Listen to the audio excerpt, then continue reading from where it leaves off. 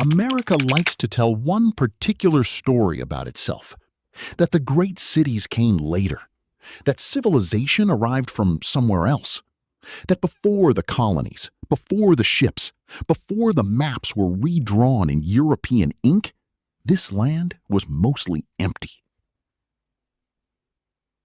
That story is false. 1,000 years ago, near what is now St. Louis, an indigenous city rose from the floodplain with towering earthworks, engineered plazas, massive timber circles, political power, spiritual ceremony, and a population so large that many historians compare it to, and in some estimates place it above, medieval London. Its name is Cahokia. And if that surprises you, that is part of the tragedy. Because this is not just the story of a lost city. It is the story of a city the United States was taught not to remember. A native metropolis so large it should have shattered every lazy myth about pre-Columbian North America. And yet for generations, Americans were encouraged to believe the mounds were built by some vanished mystery race, as if indigenous people could not possibly have made something this vast. Before there was a city, there was a place. A place where rivers braided through one of the richest landscapes in North America, where floodplains renewed the soil, where forests, wetlands, and prairies intersected in a corridor alive with fish, game. Archaeology suggests Cahokia was not simply a peaceful garden city. It was a center of hierarchy and ritual power. There is evidence of elite display, specialized ceremonial space, and periods when leaders may have mobilized labor on a huge scale.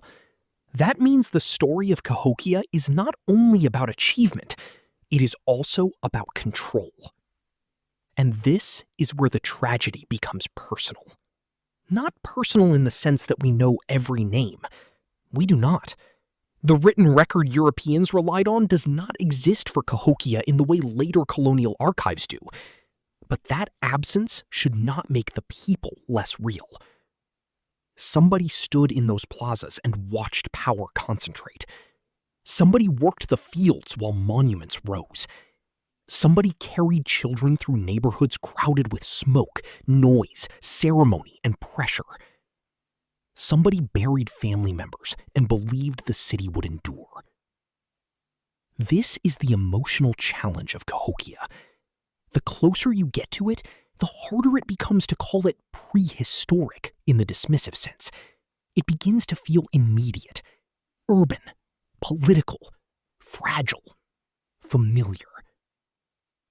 Because once you understand Cahokia as a real city filled with real families, its decline stops being an archaeological puzzle and starts feeling like what it was, a human catastrophe stretched across generations.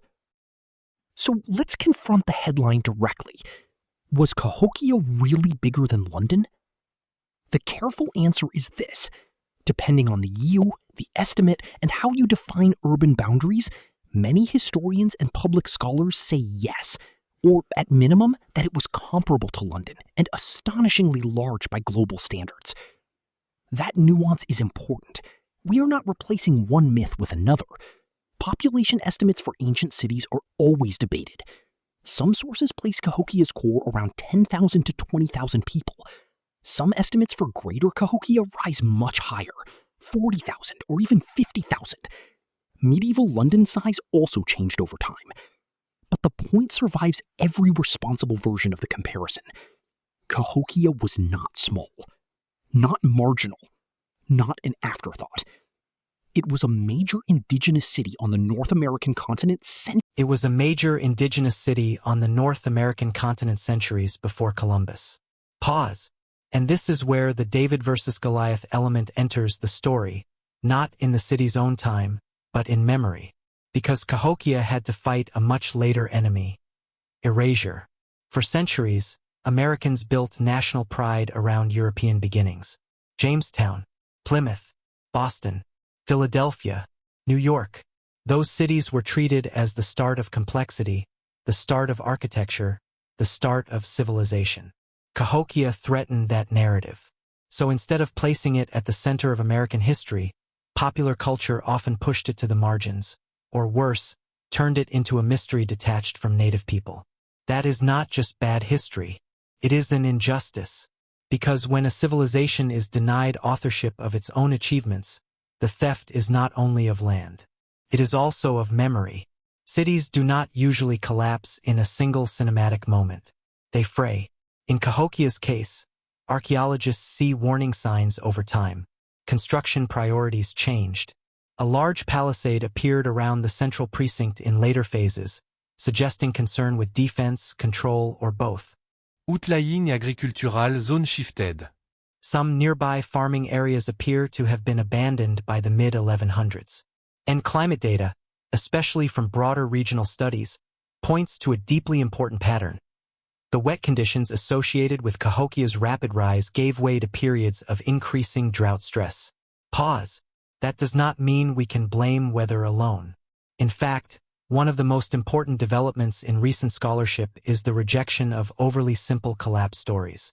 For years, some explanations leaned heavily on deforestation, flooding, or ecological self-destruction as if Cahokia could be reduced to a morality tale. But newer work argues the evidence is more complicated. Climate mattered. So did politics. So did social conflict, human decision-making, and changing regional R. A better approach is harder and more respectful. Cahokia rose through human skill. It changed through human struggle. It declined under real pressures faced by real communities. And its people were not aliens, not fantasies, not a lost white civilization, and not a blank page waiting for Europeans. They were indigenous North Americans living through one of the most consequential urban transformations in this continent's history. By around 1350, the great center had been abandoned. The plazas emptied. The houses fell. Posts rotted. Paths disappeared into grass. The city that had once gathered thousands became a landscape of earth and memory. But abandonment is not annihilation. The people of Cahokia did not simply vanish into thin air. Populations moved, identities shifted, communities reorganized, and the larger Mississippian world continued in different forms across the region. That is another myth we have to resist. The idea that a city's end means a people's extinction. Still, the emotional blow would have been immense. Imagine leaving a place built by generations. Imagine watching a ceremonial center lose gravity. Imagine becoming the descendants of a city no outsider would later understand. And then came another layer of tragedy. Centuries later, when Euro-Americans encountered the mounds, many refused to credit native peoples with their construction. Instead, they invented stories about a mysterious lost race. That fantasy was not innocent. It served a purpose. If native people had not built the great works, then settlers could imagine themselves less as invaders and more as inheritors of an abandoned land. That lie helped make conquest feel civilized. So the silence around Cahokia was not only archaeological. It was political. A city was forgotten, then misremembered, then explained away. And yet the mounds remained, still visible, still rising, still refusing to disappear.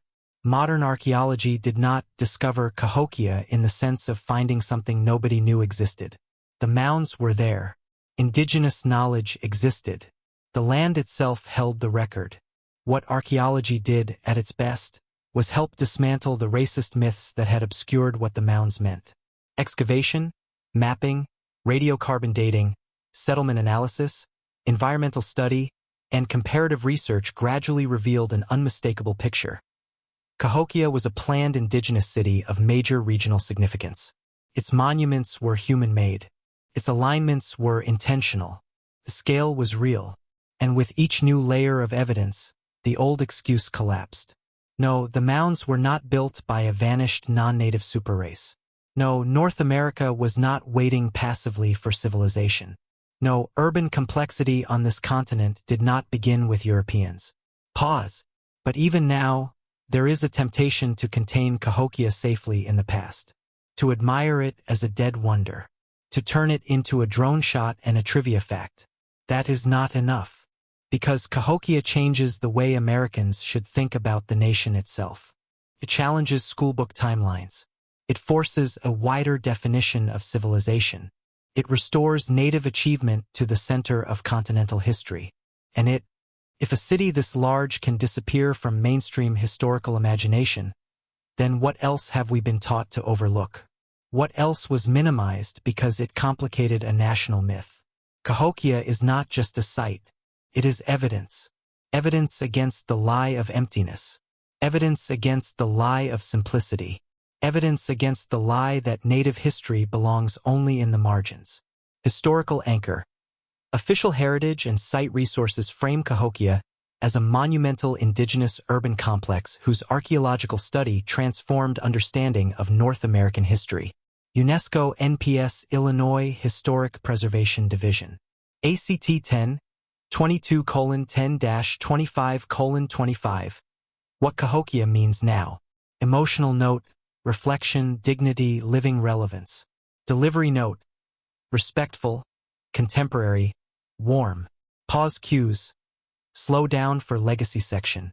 Voiceover. Today, Cahokia is protected as a historic site and recognized by UNESCO as a World Heritage Site. Visitors can walk the grounds, climb Monks Mound, see reconstructed features, and begin to grasp the scale of what once stood there. But preservation alone is not the same as understanding. To understand Cahokia, we have to speak about it in a way that honors indigenous dignity. That means avoiding stereotypes, avoiding the language of primitive mystery, avoiding the habit of treating native achievement as surprising only because of colonial prejudice, and being honest that while scholars debate specifics, the broad truth is undeniable. Indigenous peoples in North America built complex, organized, monumental urban societies. It also means recognizing that native history did not end when Cahokia declined. The Mississippian world changed, migrated, transformed, and continued through living native nations and communities across the broader region. We should be careful not to make simplistic claims of direct one-to-one identity where historians and descendant communities speak with nuance. But we should be equally careful not to sever the site from indigenous continuity just because later Americans found native sophistication inconvenient. At the modern site, that living connection is visible in educational work, heritage interpretation, and events such as the Spring Indigenous Market, where native artists and communities are present not as museum echoes, but as living people in the present tense. And maybe that is the best corrective to the old myths. Not just saying, a native city once stood here, but saying, native history is not over. Native people are not past tense. And Cahokia belongs in a living American story. So here is the real question. Why does Cahokia still matter?